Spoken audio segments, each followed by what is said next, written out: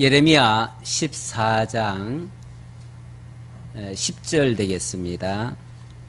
여호와께서 이 백성에 대하여 이와 같이 말씀하시되 그들이 어그러진 길을 사랑하여 그들의 발을 멈추지 아니하므로 여호와께서 그들을 받지 아니하고 이제 그들의 죄를 기억하시고 그 죄를 벌하시리라 하시고 여호와께서 또 내게 이르시되 너는 이 백성을 위하여 복을 구하지 말라.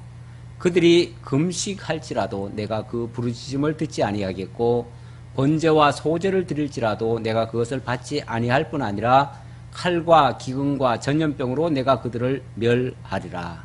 아멘. 12절까지 봉독해 드렸습니다. 기도는 만능이다. 기도는 하나님의 보좌를 움직인다. 이런 말들이 많이 있는데요. 오늘 본문을 보니까 여기서는 너희가 기도는 고사하고 금식할지라도 내가 그 부르짖음을 듣지 않겠다라고 하십니다. 금식이라고 하는 것은 기도의 어떻게 보면은 최절정 같은 기도지요. 그렇게 아주 사생결단적인 기도가 금식기도 아닙니까? 그건 죽겠다고 아주 그냥 밥 안 먹고 떼쓰잖아요. 하나님 앞에. 자관 하나님 안 들어줄 때까지 자관 밥 안 먹겠습니다. 그 소리잖아요. 근데 너희들 죽어도 내가 안 들어주겠다. 그 소리잖아요. 예. 그런 식으로 하나님이 말씀하셔요. 예. 뿐만 아니라 번제와 소제를 드릴지라도 내가 받지 않을 뿐 아니라 도로 칼과 기근과 전염병으로 내가 그들을 멸하겠다. 그러니까 무조건 기도는 하나님을 움직이고 하나님의 보좌를 움직이고 이게 아니고요. 합당한 기도를 해야 되는 거죠. 합당한 기도. 어떤 사람이 비가 하도 안 와가지고 하나님 이런 비를 주시옵소서 하고 기도했는데 안 오더래요. 왜 이렇게 안 올까 했는데 원래 이스라엘의 이른 비는요 늦가을에 오는 비예요. 근데 봄에 이른 비 달라고 했으니 들어주겠어요 하나님이? 그러니까 우리식의 생각과 이스라엘의 그 원래 상식과는 다 안 맞는 거예요. 그러니까 무조건 우리식으로 한다고 해서 듣는 게 아니고 하나님의 뜻대로 구해야 듣는 거라는 말이죠. 그러니까 필요한 기도를 해야 되고 합당한 기도를 해야 되고 하나님 뜻에 맞는 기도를 해야 되는 거지. 하나님이 기가 없어서 못 듣는 게 아니고요. 이스라엘 백성들이 400년간 울부짖는데 400년 동안 하나님은 길을 닫고 계셨어요. 왜냐하면 때가 안 돼서. 때가 안 됐을 때는 하나님이 기도를 안 들으셔요. 안 들으시고 때가 되면요. 그 다음에는 지쳐가지고 이제 기도는 못해요. 기도는 못하고 엉엉 울기만 해요. 그런데 하나님은 그 울음소리를 들으시고 응답하셔요. 그러니까 정작 우리가 기도를 잘해야 하나님이 들으시는 게 아니라 하나님의 뜻에 합당한 기도를 해야 하나님이 들으시겠죠. 우리 성경에도 때로는 기도하지 말라고 그래요. 지금 이제 본문은 예레미야 보고 기도하지 말라는 얘기예요. 기도하지 말아라. 아니 하나님의 뜻은 지금 이 백성들을 지금 진멸시키려고 지금 작정을 하셨는데 자꾸 진멸시키지 말아달라고 자꾸 기도하면 하나님이 골치 아프잖아요. 그렇죠? 진멸시켜야 되겠는데 자꾸 진멸시키지 말라고 하니까 안 들어줄 수도 없고 들어줄 수도 없고 이러지도 못하고 저러지도 못하니까 차라리 야 기도하지 말아라. 나 골치 아프다 그러시는 거죠. 그러니까 하나님의 뜻대로 되기를 오늘 오전에 그 기도하셨나요? 우리 장로님 기도하실 때 실컷 기도해 놓고나 하나님 뜻대로 되게 해달라고. 하나님 뜻대로 되게 하는 것이 가장 합당한 기도지요. 기도는 하나님의 뜻을 구하는 겁니다. 그래서 기도한다는 말은 하나님의 뜻이 뭔지를 찾는 거예요. 일단은 하나님이 도대체 뭘 원하시는지, 하나님이 누구신지, 하나님의 존재를 확인하고 하나님 앞에 마땅히 구할 것을 구하고 찾을 것을 찾고 하나님의 길을 발견하고 뭐 이렇게 하는 것이 기도예요. 그러니까 기도하지 말라는 얘기는 아니에요. 기도는 하되 내 소원을 이루려고 기도하는 것이 아니라 하나님의 뜻을 찾고 하나님의 뜻이 이루어지기를 위해서 기도하라는 거죠. 그러면은 그 안에 하나님의 소원 안에 우리의 모든 것도 연결되어 있어요. 연결되어 있으니까 덩달아서 하나님의 선한 뜻이 이루어지면 나에게 좋은 일도 이루어지겠죠, 같이. 우리는 그래서 하나님의 일이 잘 되면 우리도 기쁘고 또 우리가 기쁜다는 것은 하나님이 그만큼 기뻐하시는 일이죠. 그렇게 되어지는 것이 바람직한 내용이라고 볼 수 있습니다. 하나님의 의지는 확고합니다. 너희들이 어떻게 기도하든 내 뜻은 변함이 없다, 이런 말씀이에요.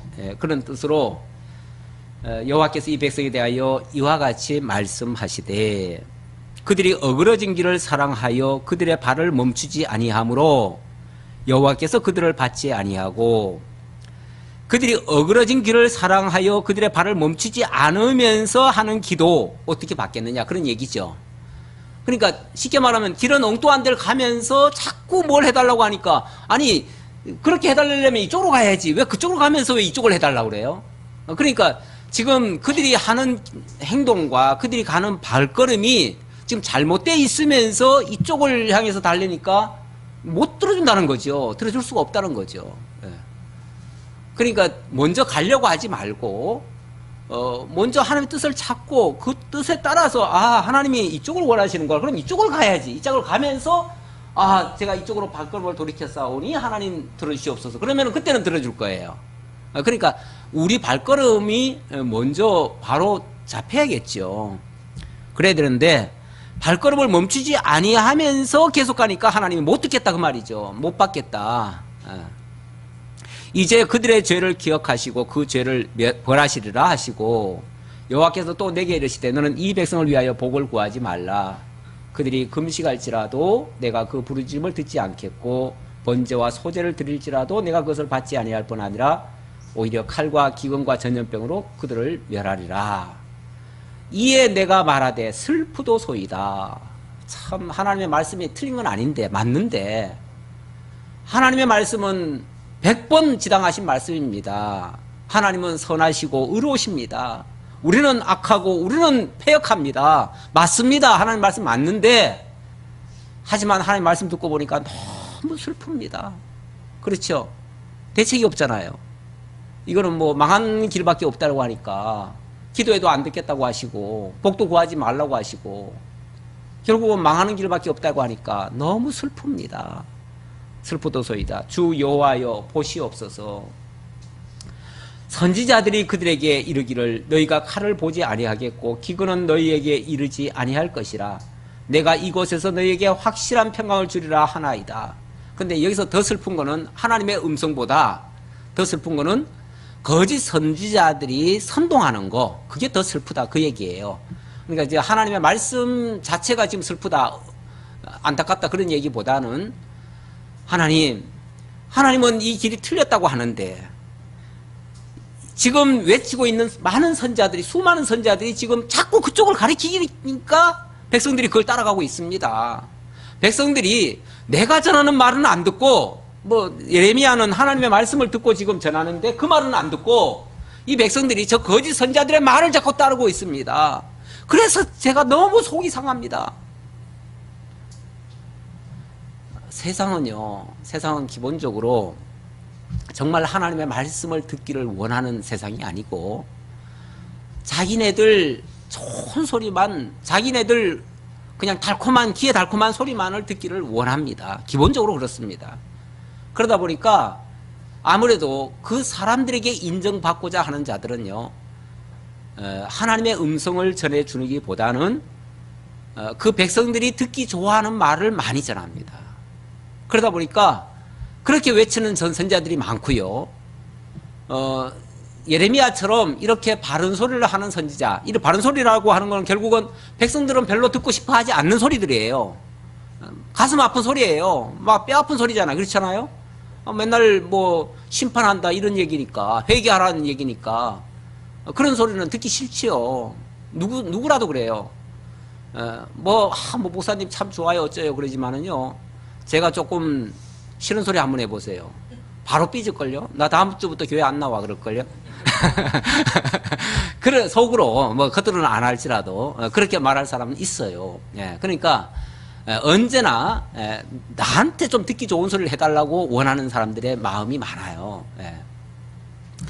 그러니까, 정말 사람을 의식하지 않으면 의식하고는 바른 소리를 전한다는 건 정말 힘든 거예요. 그 말을 한다는 건 너무 힘든 거예요. 어떤 면에서 바른 소리를 하려면은 사람들에게 멸시천대를 받을 각오를 하고 해야 돼요. 그렇지 않고는 할 수가 없는 소리일 수가 있어요. 뭐 요즘은 방송이 너무 좋잖아요. 방송만 틀면은 그냥 온갖 하나님의 말씀이 계속 쏟아지잖아요. 요즘 그런 시대예요. 요즘 그래서 말씀 못 들어서 나중에 난 그런 말 못 들어봤는데 이런 소리 못 해요. 하나님 앞에 가서도. 왜냐하면 하나님이 얼마나 많은 선지자들 보내줬는데요. 얼마나 많은 하나님의 종들을 보내가지고 말씀을 선포하고 있는데요. 시시때때로 그냥 요즘은 주일날만 듣는 게 아니에요. 평일날도 얼마든지 들을 수 있어요. 마음만 원하면은 얼마든지 들을 수 있어요. 그런데 그런 소리들이 어쩌면 너무나 평안한 말씀, 좋은 말씀, 그냥 달콤한 말씀, 기쁜 소리만 계속하고 있어요. 그러니까 그 말씀이 실제로는 하나님의 사람으로 만들어가기는 굉장히 부족하지요. 그래서 문제는 문제지요.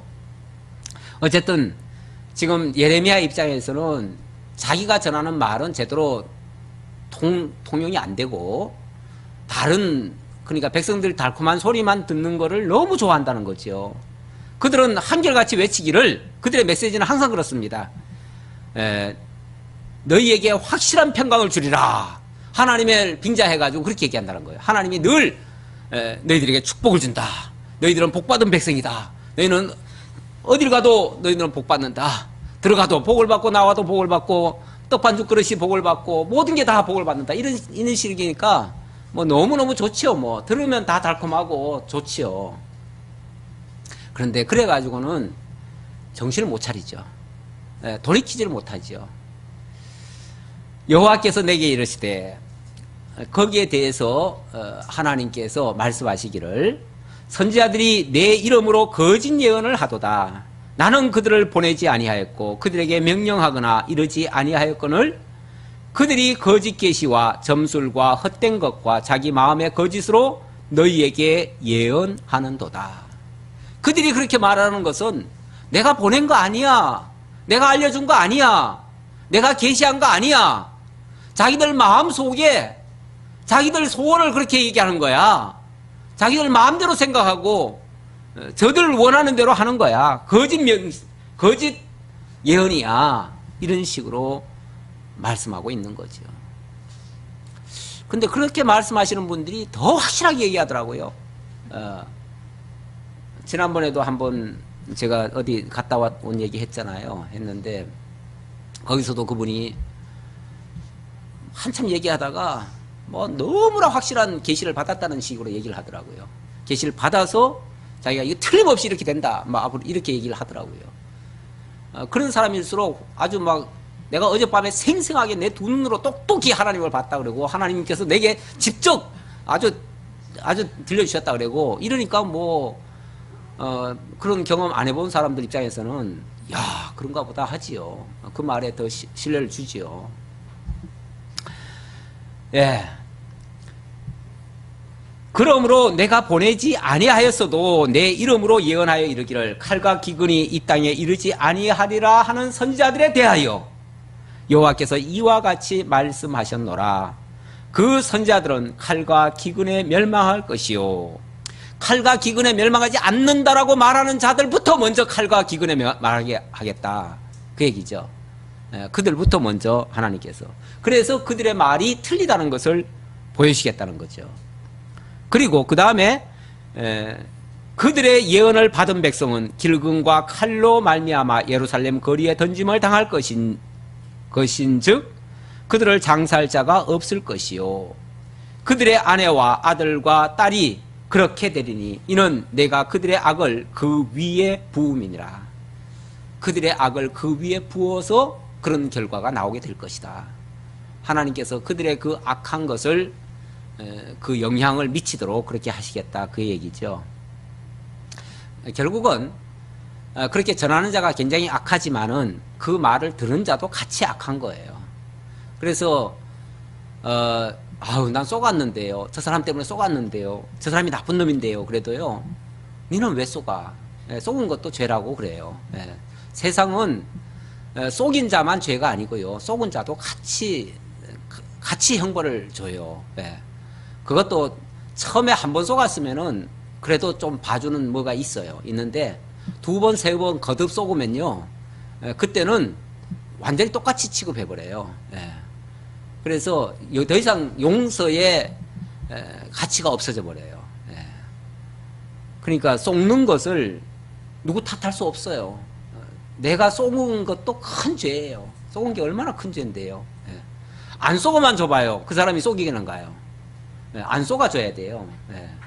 남에게 죄를 짓게 하는 것도 별로 안 좋잖아요. 예. 그러니까 내가 안 속아줘야. 내가 똑똑하면요, 속이려다가도요 정신이 번쩍 나요. 이거 안 통하네. 그래서 그 다음부터는요 속일 생각을 감히 못해요. 예. 그래서 안 속아줘야 돼요. 백성들도 똑똑해져야 돼요. 예. 백성이 둔하면은 지도자들이 완전히 백성들을 갖다가 그냥 농락을 하죠. 마음대로 하죠. 마음대로 하는데 백성 똑똑해 보세요.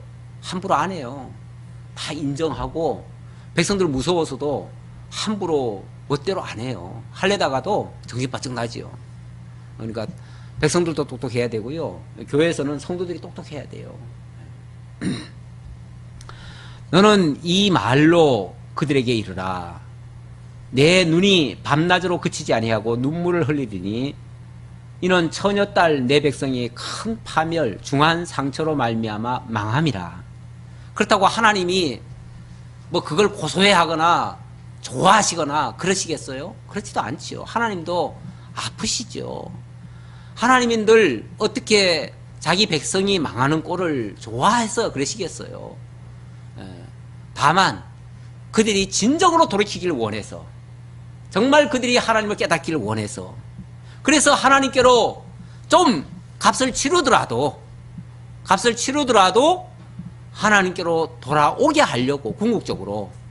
그래서 하나님도 정말 눈물을 머금으시고 이 백성들을 진노하신다는 거예요. 그러니까 그 하나님이 진노하실 때는요 그냥 분노로 하시는 게 아니라 사랑의 눈물을 흘리시면서 하신다는 얘기예요. 그만큼 우리를 사랑하시기 때문에 내가 너를 사랑하니까 안 때릴 수 없다. 내가 남의 자식 같으면 내가 아예 버리겠다. 근데 내 자식이니까 나중에 고쳐 써야 되겠으니까, 그래서 내가 좀 눈물 머금고라도 너희들을 좀 혼내주겠다 라고 하시는 말씀이에요. 그러니까 하나님이라고 해가지고 무조건 좋아서 하시는 게 아니에요. 정말 안타깝지만, 그러나 이렇게 하지 않으면 안 된다라는 뜻이죠. 할 수 없이 나도 한다 그 말이죠.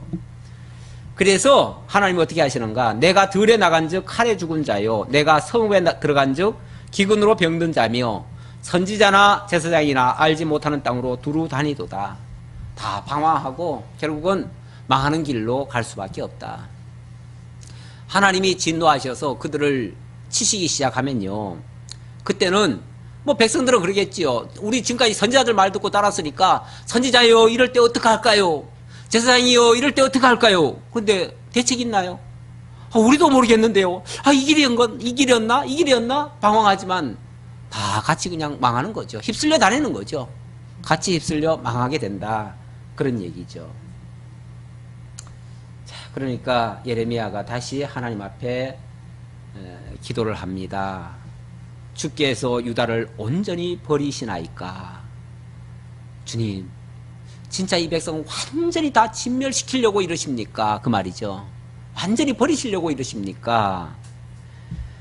주의 심령이 시온을 싫어하시나이까? 진짜 이 백성들이 완전히 싫습니까? 이제 더 이상 완전히 진정머리는 압니까? 이 백성이. 그래서 완전히 떨고 버리려고 이러십니까? 라고 하는 거죠. 어찌하여 우리를 치시고 치료하지 아니하시나이까?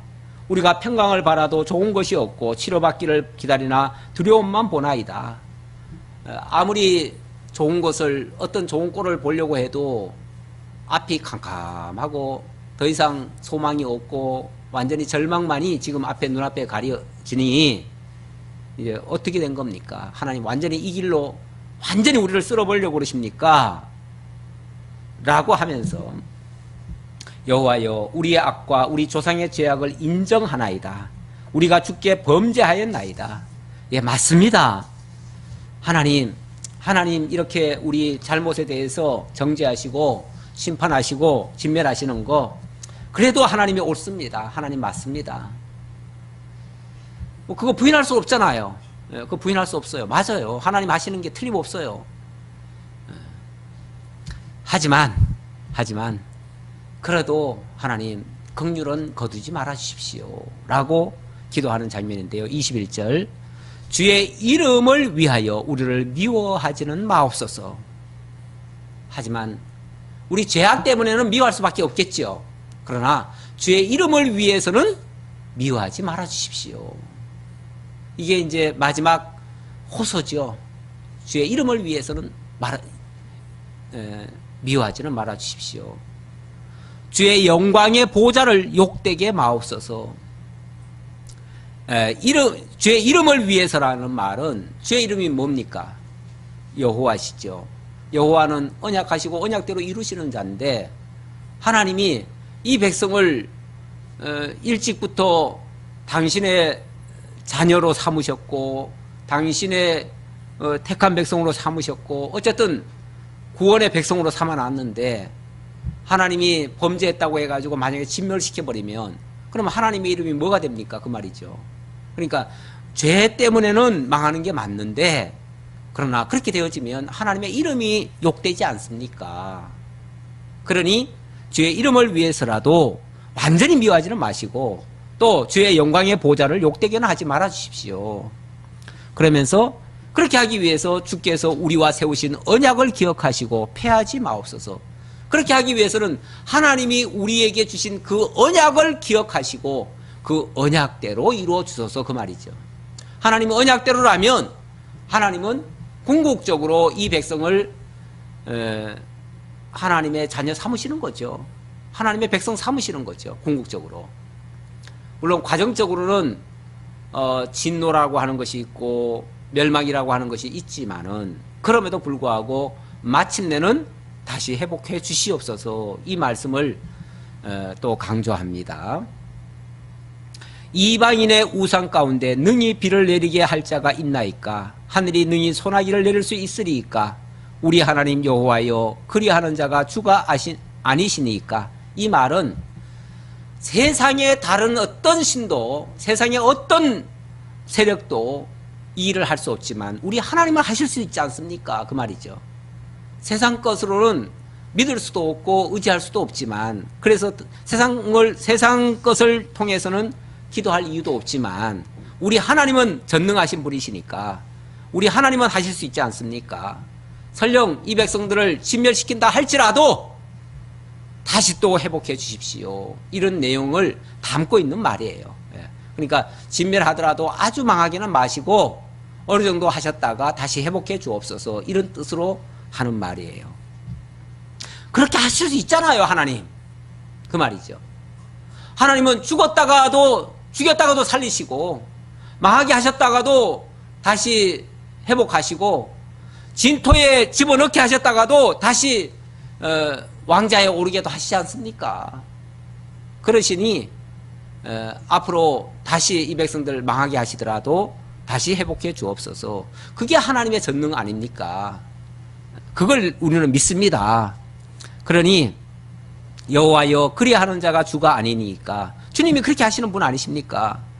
그러므로 우리가 주를 앙망하오는 것은 그러니까 우리가 주님을 바라보고 주님을 의지하고 주님께 기도하고 그래도 하나님을 바라볼 수 있지 않습니까? 뭐 지금 하나님 아까는 뭐 기도 듣지도 않겠다고 했지만은 기도는 안 들어도요 주님을 향해서 눈만 뻐끔뻐끔 해도 하나님은 들으시는 거죠. 그게 앙망이죠. 앙망은 막 바라보는 거죠. 간절한 눈으로 바라보는 거죠. 그게 앙망 아니에요? 그러니까 사실은 더 애처로워요. 많은 소리로 막 외치는 것보다요. 그냥 눈을 말똥말똥 쳐다보면은 그거 어떻게 뿌리치겠어요. 그렇죠?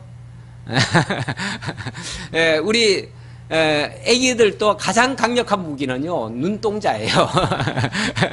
그냥 애처로운 눈으로 부모 엄마를 향해서 막 화낼 때 그냥 눈만 뻐끔뻐끔 쳐다보면은 그거 어떻게 하겠어요.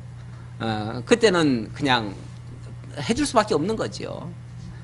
그때는 엄마가 그냥 내려놔야죠. 엄마가 그냥 야단치던 것도 내려놔야 되고 뭐 그렇게 해야겠죠. 우리가 주를 앙망하오는 것은 주께서 이 모든 것을 만드셨음이니이다 하니라. 하나님이 이거 다 만들었잖아요. 나도 하나님 만드셨잖아요. 하나님이 책임지신다고 했잖아요. 그 애처한 그 눈빛이죠. 그걸 어떻게 하나님이 뿌리치시겠느냐 그 말이죠. 우리는 그래서 하나님 앞에 어찌 보면 우리의 연약함을 보이고요, 하나님만 간절히 바라보는 그게 최고의 사실은 기도지요. 더 이상의 무슨 기도가 필요해요?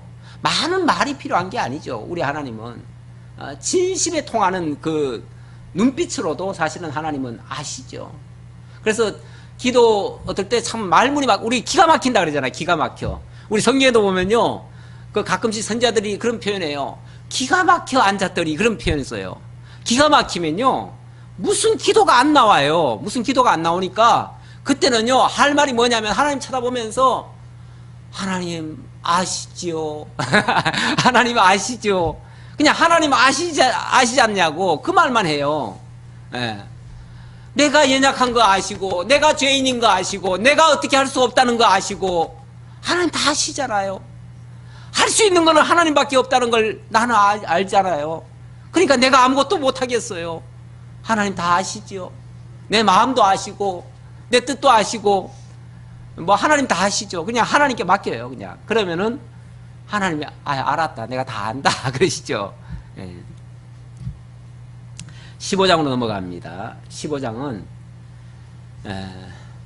하나님이 징계하는 가운데서, 징계는 물론 계속 경고를 하십니다. 그러면 가운데서도 하나님의 그 당신이 여호와 되심을 기억시키려고 당신의 언약을 다시 한번 상기시켜주는 이 언약은, 이 약속은 다시 말하면 회복해 주겠다는 약속이에요. 그러니까 내가 너희들을 징계하는 가운데서도 절대로 너희를 향한 그 자비는 멈추지 않겠다. 내가 너희를 끝까지 내가 붙들어 주겠다라는 말씀이죠. 그러니까 징계는 하되 끝까지 붙들어 주겠다고 하는 그 약속을 아울러서 하시는 내용이다 그 말이에요. 일단은 15장 1절로 4절에서 왜 내가 징계를 멈출 수 없냐를 그 이유를 밝히시는데요. 그 이유를 므낫세의 죄 때문이다 이렇게 밝히고 있습니다. 근본 원인은 밝혀야죠. 여호와께서 내게 이르시되 모세와 사무엘이 내 앞에 설다 할지라도 내 마음은 이 백성을 향할 수 없나니 그들을 내 앞에서 쫓아내보내리라. 모세와 사무엘이 내 앞에 섰다 할지라도 나의 이 생각은 바뀔 수가 없다 그 말이에요. 모세와 사무엘이 누굽니까? 모세와 사무엘. 모세는요 하나님이 불러가지고 일꾼 삼아놨어요. 근데 백성들이 엄청나게 원망했죠. 그때 하나님이 그냥 이 백성들 다 쓸어버리고 내가 너를 통해서 새로운 민족 만들어주겠다 그랬어요. 우리 같으면 좋은 제안인데 나를 통해서 하나님이 그냥 온 세계를 다 점령하는 새로운 왕이 되게 해주겠다 그러니까 얼마나 좋은 얘기예요. 그런데 모세는 뭐라고 기도를 했냐면, 하나님이요, 하나님 그러시려면 뭐하러 구원해 주셨습니까? 하나님 다 진멸시키려면 뭐하러 나를 여기까지 데려왔습니까?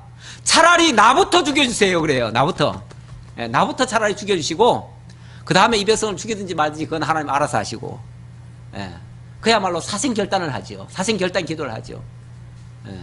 하나님 나부터 죽여주시고, 만약에 그렇지 않으려면, 나를 만약에 불쌍히 여기신다면 이 백성들도 용서해 주십시오.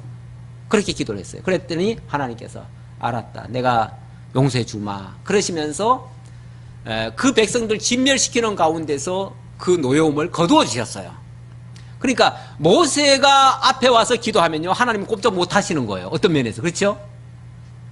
그리고 사무엘이 어떤 사람입니까? 또 사무엘이 또 기도의 사람 아닙니까? 얼마나 기도를 많이 했고, 원래 사무엘은 그 어머니부터 기도를 많이 했지요. 사무엘의 어머니 너무나 그 한나가 얼마나 많은 그 참 격동을 많이 받아가지고 기도 많이 했잖아요. 그래서 기도 중에 낳은 아들이잖아요. 하나님, 내가 자식 못 낳는다고 참 불임나가 나를 이렇게 괴롭히는데 하나님 나 자식만 주면은 내가 하나님께 바치겠나이다. 그래가지고 그 사무엘을 받았잖아요. 예, 그래서 그 사무엘을 하나님께 바치고 사무엘은 그냥 어려서부터 장년이 될 때까지 성전에서만 자랐어요. 그러다 보니까 매일 하나님과 기도하면서 살았어요. 그러니까 늘 그 속에서 그냥 하나님이 응답하시고 하나님의 음성을 엘리 제사장에게도 전해주고 막 이랬던 사람이에요. 그리고 나중에도 하나님의 말씀을 온 백성들에게 전파하면서 그런 역할을 했는데, 그러니 그 사무엘과 하나님은 거의 일심동체 같은 모습이었어요. 오죽하면은 사무엘의 말을 갖다가 백성들이 안 들으니까 사무엘이 기도하죠. 하나님, 이 백성들이 내 말을 안 듣습니다. 그러니까 백성들이 네 말을 안 듣는 거는 네 말을 안 듣는 게 아니라 내 말을 안 듣는 거야. 그러시면서 마치 하나님이 사무엘과 동격인 것처럼 그렇게 표현을 하셔요. 그 정도로 사무엘 말이라면 쉽게 말하면 굽복하시는 하나님이에요. 그런데 지금 이 상황에서는 모세와 사무엘이 앞에 서가지고 기도한다고 해도 내가 안 들어주겠다 그래요. 그러니까 이 하나님의 계획은 변할 수가 없다는 거예요. 그러니까 뭐 예레미야가 아무리 기도한들 이거 바꿀 수가 없어요. 하나님의 이 정한 뜻은, 그러니까 뭐 지금 당장의 어떤 사건에 의해서 되어진 것이 아니다 그 얘기예요. 어떤 면에서는 그보다 더 큰 원인이 있어요. 지금 당장의 어떤 행위 때문에 하나님이 처벌한다 이렇게 생각하면 안 돼요. 그러면서 그 내용을 얘기하는데요. 그들이 만일 내게 말하기를 우리가 어디로 나아가리요 하거든 너는 그들에게 이르기를 여호와께서 이와 같이 말씀하시니라. 죽을 자는 죽음으로 나아가고 칼을 받을 자는 칼로 나아가고 기근을 당할 자는 기근으로 나아가고 포로될 자는 포로됨으로 나아갈지니라 하셨다 하라. 백성들이 제각각 가는데 어떤 자들은 뭐 칼을 받을 자는 칼로 나아가고 기근 당할 자는 기근으로 나아가고 포로될 자는 포로로 나간다. 다 저마다 받아야 될 형벌을 마땅히 받는다. 뭐 그런 의미겠죠. 여호와의 말씀이니라. 내가 그들을 네 가지로 벌하리니 곧 죽이는 칼과 찢는 개와 삼켜 멸하는 공중의 새와 땅의 짐승으로 할 것이며. 그러면서 그 앞에서도 네 가지로 열거했지만 또 네 가지 벌로 벌하시겠대요. 그러면 결국 그 말이에요. 근데 하나님이 벌하시는 방법이 네 가지의 벌로 한다는 얘기예요. 그러니까 그 단계별로 쉽게 말하면 처음에는 지난번에 왜 가뭄 얘기했잖아요. 가뭄. 처음에는 가뭄으로 하고 그 다음에는 또 뭐 몇 사람 표본으로 이제 좀 죽게 하고 또 몇 사람이 또 어떤 뭐 또 반역의 길로 가게 하고 또 그 다음에는 먼 나라로 쫓겨가게 한다. 이제 마지막에는 이제 쫓겨가게 한다 그 얘기예요. 그러니까 이렇게 단계별로 하나님이 징계를 하신다 그런 얘기인데요. 그러면서 여호와의 말씀이니라. 내가 그들을 했고요. 14절입니다. 4절. 유다왕 히스기야의 아들 므낫세가 예루살렘에 행한 것으로 말미암아 그 근본 원인을 얘기를 하는데, 지금 당장 무엇을 어떻게 했기 때문에 거기에 따라서 이렇게 한다가 아니라 유다왕 히스기야의 아들 므낫세가 예루살렘에 행한 것으로 말미암아 내가 그들을 세계 여러 민족 가운데 흩트리라 이렇게 얘기를 합니다. 그리고 보니까 그 원인이 한참 위로 거슬러 올라가요. 지금 히스기야의 아들 므낫세라 그러면은 언제죠? 지금 얘기가 아니에요. 지금은 어느 왕 때예요? 지금은 거의 시드기야 왕 때인가요? 시드기야라고 칩시다. 시드기야 위에는 여호야김이 있고요. 여호야김 위에는 여호야긴이 있고요. 여호야긴 위에는 여호아하스가 있고요. 여호아하스 위에는 요시야가 있고요. 요시야 위에는 뭐 아몬인가 누군가 또 하나 있을 거예요. 있고 암몬인가 누가 있고 그 다음에 또 므낫세가 있어요. 그 다음에 히스기야예요. 그러면 얼마나 많이 거슬러 올라갔어요? 많이 거슬러 올라갔는데 므낫세의 죄로 인하여 하나님이 이 백성들을 도저히 용서할 수 없다. 심판하겠다. 그러시는 거예요.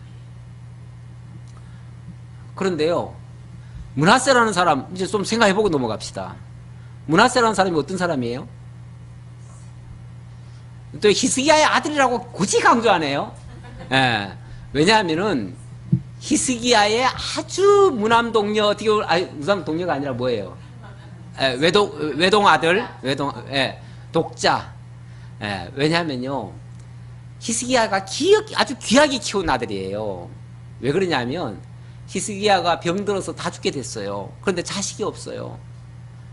너무 자기가 나름대로는 하나님 앞에 선한 일을 한다고 했는데 갑자기 하나님이 너는 이제 죽고 다시 살지 못하리라, 이사야 선지자가 와서 그 얘기하니까 너무 억울하잖아요.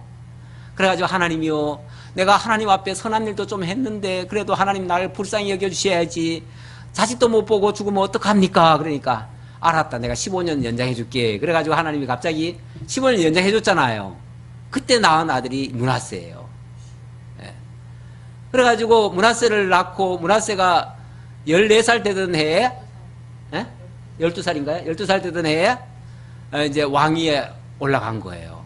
아버지가 죽고.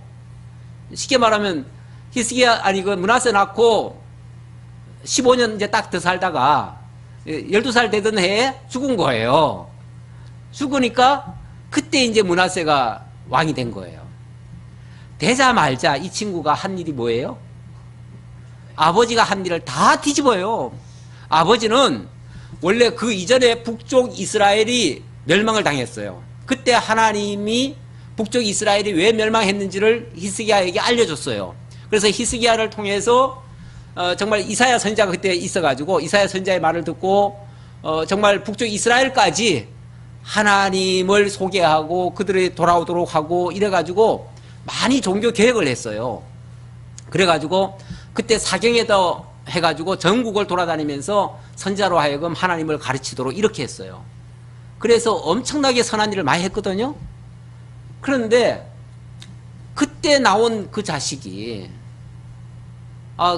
무려 55년간 통치를 하면서 이 친구가 아버지가 해놓은 걸 다 뒤집어 엎어버려요. 그래가지고 성전 문을 걸어 잠그고 그리고 완전히 우상을 섬기고 온갖 못된 짓을 다 하는 거예요. 뭐 성전에다가는 우상 바알과 아세라상을 두고요, 신접한 자와 박수를 세워가지고 하나님의 노를 엄청나게 격발을 시켰어요. 그래서 그때 하나님이 그런 말씀하셨어요. 내가 이 므낫세의 죄로 인하여 너희들을 진멸시켜 버리겠다. 그래서 너희를 먼 나라로 쫓겨가게 하겠다. 그때 말씀하셨어요. 그때 말씀하셨는데 그게 이루어지는 거는 언제예요?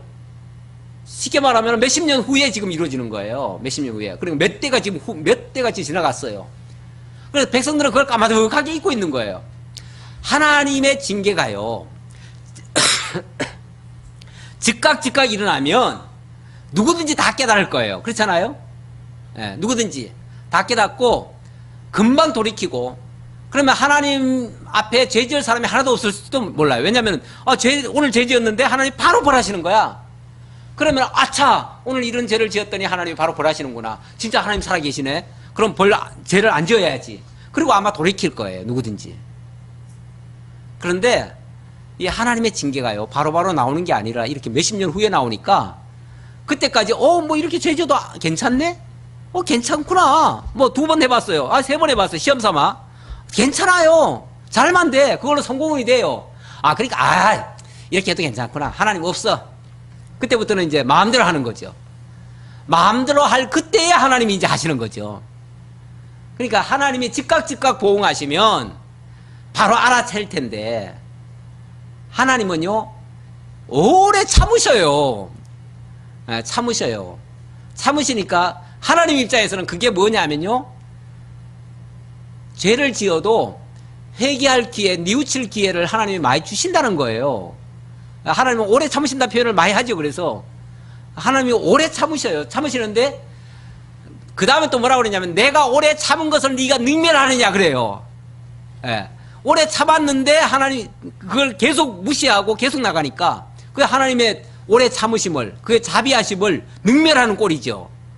그러니까 하나님께서 그 다음에는 이제 용서치 못하시겠다는 거죠. 하나님이 이렇게 쉽게 말하면은 바로바로 응답하지 않으니까 사람들이 이렇게 무심해지는 거예요. 무심해지는데 그게 어찌 보면은 하나님의 뜻을, 하나님의 그 원리를 잘 모르니까 그런 함정에 빠지는 거죠. 빠지는 거죠. 하나님이 그렇게 바로바로 즉각 시행하지 않는다는 걸 안다면 그럴 때 더 조심해야죠. 잘 나갈 때 더 조심해야 돼요.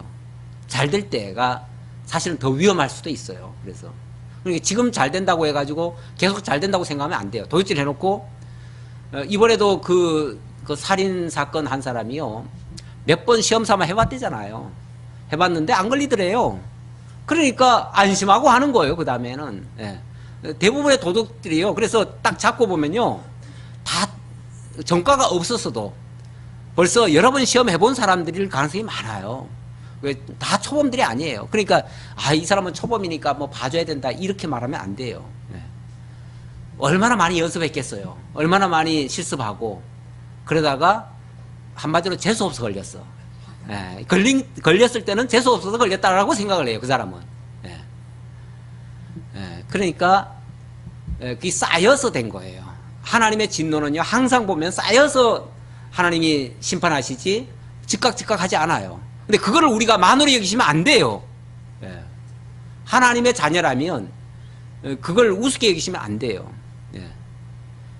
하나님은 이스라엘 백성들을 애굽에 내려보냈다가 400년 만에 올라오게 하셨는데 왜 그러냐라고 이유를 대실 때 뭐라고 그랬냐면은 아직 가나안 땅에 죄악이 관영치 못해서 그렇게 얘기를 해요. 다시 말하면 그 가나안을 심판하려면 어느 정도의 죄가 쌓여야 되는데 그 죄가 쌓이려면 한 400년이 필요하다는 거예요. 그래서 400년 죄를 쌓고 나면 그때는 부인할 수 없는 심판을 해도 찍소리 못한다 그 말이에요. 하나님은 심판할 때요 찍소리 못하게 하셔요. 그래가지고 하나님이 공의로우시다는 것을 인정하게 만들어요. 나중에 이 다음에 지옥 가는 사람들이 하나님 이러실 수 있어요 나한테는 기회도 안 주고 그런 말 못해요. 왜냐하면 하나님이 오래 참으시면서 기회 다 줬던 거예요. 근데 그때 무시했던 거죠. 바로 안 일어난다고. 지금 히스기야 이 므낫세의 죄는 한참 전인데 하나님이 이제서야 그 죄를 가지고 이렇게 하신다 그 말이에요. 그러면서 그때 이미 그렇게 말씀하셨어요. 그때 므낫세가 범죄할 때 그때 말씀하시기를 므낫세가 예루살렘에 행한 것으로 말미암아 내가 그들을 세계 여러 민족 가운데 흩으리라. 예루살렘아 너를 불쌍히 여길 자 누구며 너를 위해 울 자 누구며 돌이켜 내 평안을 허물 자 누구냐. 너를 불쌍히 여길 자가 누구고 울 자가 누구고 평안을 물을 자가 누구냐. 여호와께서 이르시되 네가 나를 버렸고 내게서 물러갔으므로 내게로 내 손을 펴서 너를 멸하였노니 이는 내가 뜻을 돌이키기에 지쳤음이로다. 하나님이 그동안 한두 번 참았겠어요? 한두 번 기회를 줬겠어요? 하나님이 참다 더 이상 못 참겠다 그 소리예요. 그래서 내가 이제 뜻을 돌이키기도 지쳤다. 다시 말하면 범죄할 때마다 사실은 하나님이 진노하시고 싶겠지요. 진노하시고 싶겠지만 그때마다 하나님께서 마치 뜻을 돌이키시듯이 범죄하지만 그래도 내가 조금 더 참는다 그러셨다는 거예요. 그랬다가 이제는 더 이상 못 참는다는 거죠. 이제는 이제 찼다는 거죠. 이제 진노의 때가 찼다는 거죠.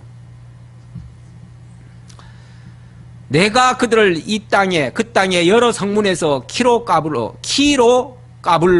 그 자식을 끊어서 내 백성을 멸하였나니 이는 그들이 자기들의 길에서 돌이키지 아니하였음이라. 이 키로 까불었다. 이 키는 원래 이게 그저 곡식들 이렇게 하는 거잖아요. 왜? 알곡과 죽정이를 이렇게 분리할 때 위에다 올려놓고 이렇게 흔들지요. 흔들면은 거기서 곡식이 뚝 위로 올라갔다가 뚝 떨어지면서 건부락지는 날아가고 알곡은 남고 이렇게 하죠. 이게 이제 대표적인 하나님의 자기 백성 징계하는 모습이기도 한데요. 그러니까 이 키즈를 할 적마다 키즈를 하는 그 곡식은 이사야서에 보면 그런 말씀이 나옵니다. 하나님께서 대맥과 소맥을 아주 골고루 심어놓고 마지막에는 그거를 경운기로 타작을 하고 탈곡기로 타작을 하고 나중에 큰 기계로 막 갈아버리고 그런 다음에 그걸 가지고 키에다 올려놓고 키질을 한다. 그렇게 되어지면 거기서 이제 알곡은 남고 죽정이는 다 버리는데 이것이 하나님이 하시는 가장 절묘한 방법이다. 기묘한 하나님의 방법이시다. 그렇게 얘기하는데 이게 뭐 불의한 방법, 잘못된 방법이 아니고요.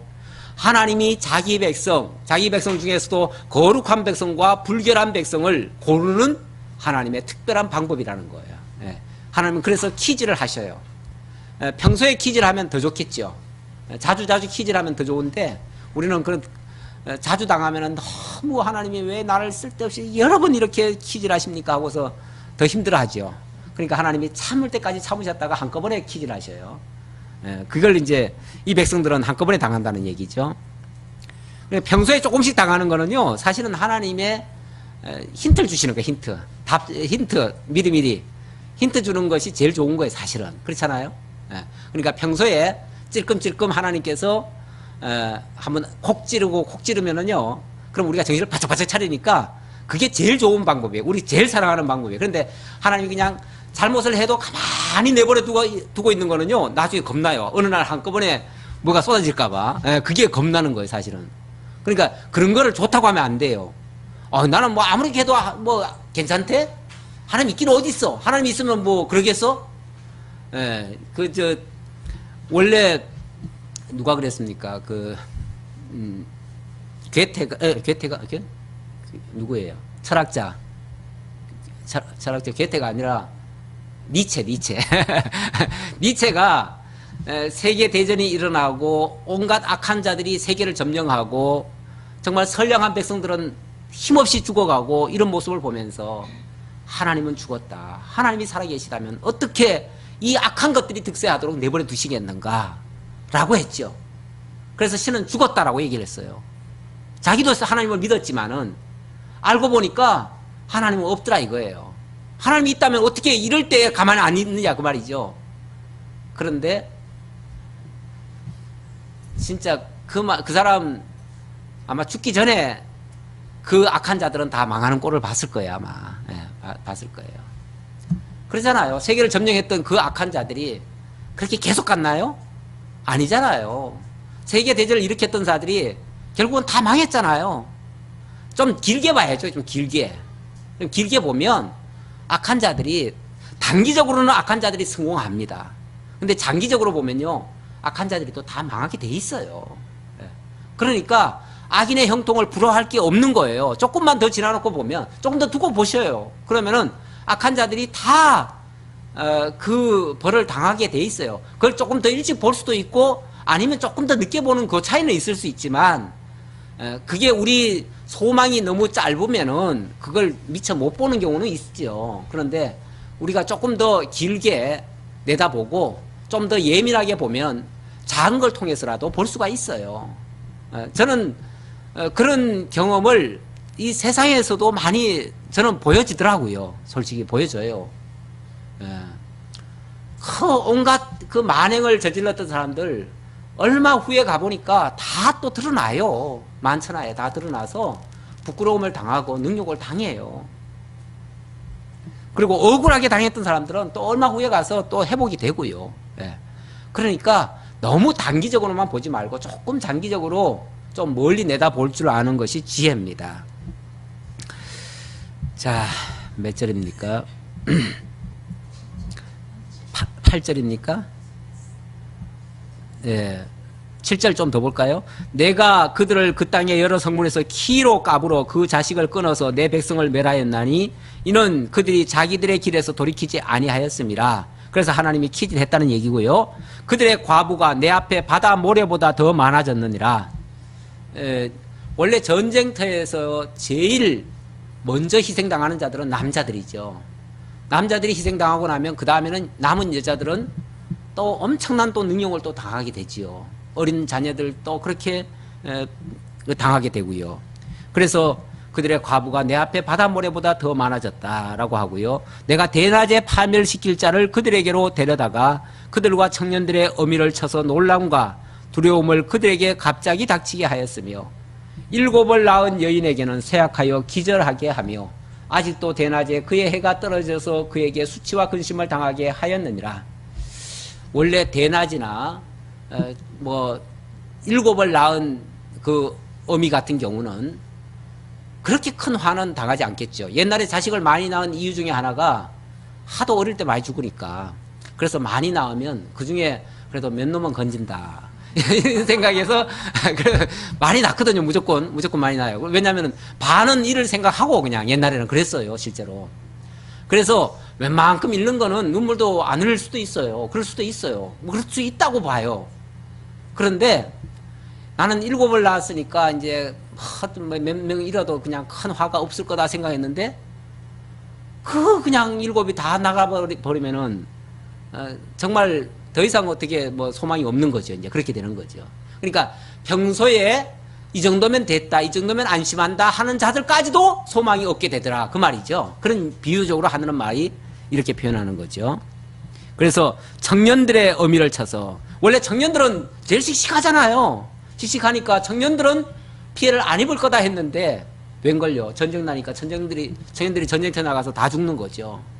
그러니까 힘있고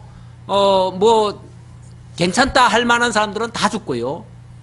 힘없고 의지하던 사람들은 이제 절망 상태에 빠지게 될 그런 모습을 띠게 된다는 거죠. 그리고 그러면 그 사람들은 그러면 괜찮은가?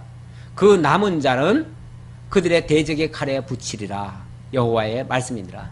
또 남은 자는 대적의 칼에 또 붙여진대요. 그러니까 사실 남는 자라고 해가지고 더 행복한 자가 아니에요. 어찌 보면 원래 슬픔은, 고통은 남은 자의 몫이라는 말도 있어요. 전쟁이 났을 때 빨리 죽는 사람은 어떤 면에서는 행복한 사람이에요.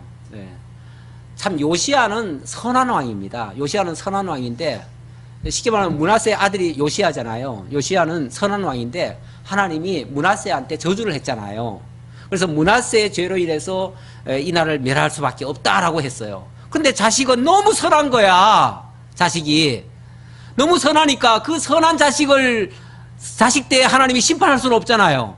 그러니까 어떻게 해요? 그 선한 아들이 그 불행한 꼴을 안 보게 하려고 하나님이 어떻게 하시냐면은 그냥 요절을 당하게 만들어요. 그래서 그 애굽과의 사실은 그 전쟁은 피할 수 있는 전쟁이었거든요. 근데 괜히 그냥 애굽이 길만 비켜달라고 그러는데 길을 안 비켜주겠다 그랬다가 그냥 죽어버렸잖아요.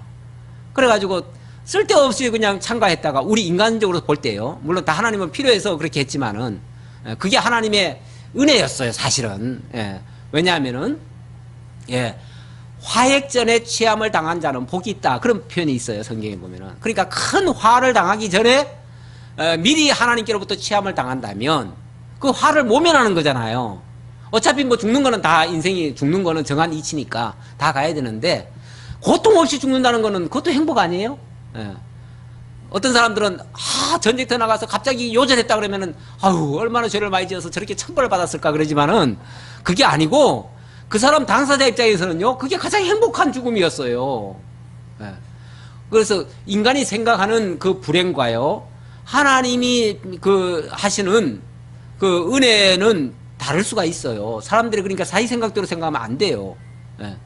그러니까 요시야는 정말 참 착한 사람이었고 하나님이 정말 아끼는 사람이었기 때문에 화액전에 불러가시고, 그 다음에 그 자식들이 막 엉망진창이 되는 거예요. 한마디로 엉망진창이 돼가지고 막 우왕좌왕 하다가 결국은 멸망을 당하는 거죠. 그것도 한 차례가 아니라 여호아스, 히스기야, 여호야긴, 시드기야, 어찌 보면 4단계로 거쳐서 지금 심판을 당하는 거죠.